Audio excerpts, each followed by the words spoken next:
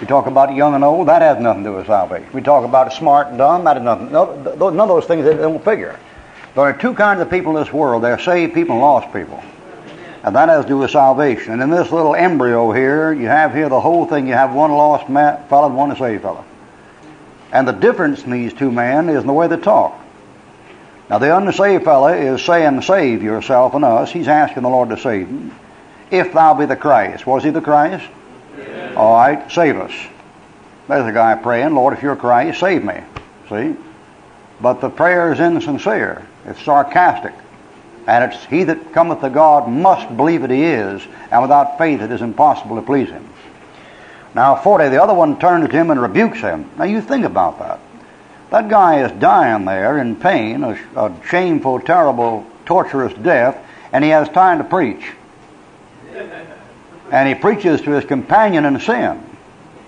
And he says, dost thou not fear God, seeing thou art in the same condemnation? The idea is, what are you yelling him for? Aren't you hanging on the same one? I mean, somebody's thinking clear, see, right in the middle of that thing. And we indeed justly. Now that's the difference.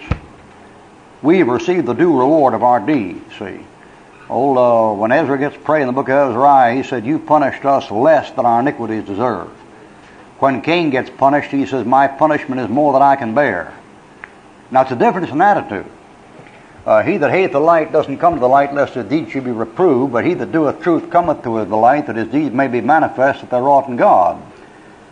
Somewhere down the line, I'm no sovereign God, sovereign grace character, but somewhere down the line there's a basic love of truth and hatred for truth that enters.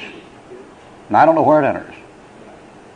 I don't believe God gives one man love for the truth and takes it from another fellow. I'm not a hyper-Calvinist.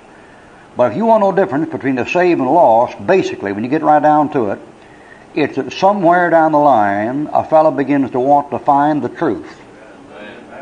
And then when he begins to find the truth about himself, he rejects it or he accepts it.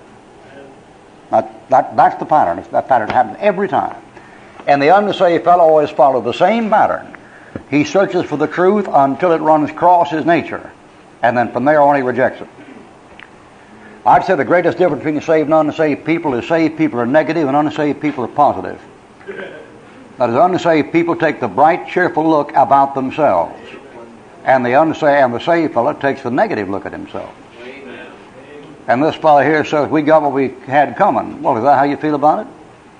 That's a mighty negative way to look at things. You mean to tell me you've earned crucifixion? You've earned crucifixion, have you? Well, the saved fellow says yes. Saved fellow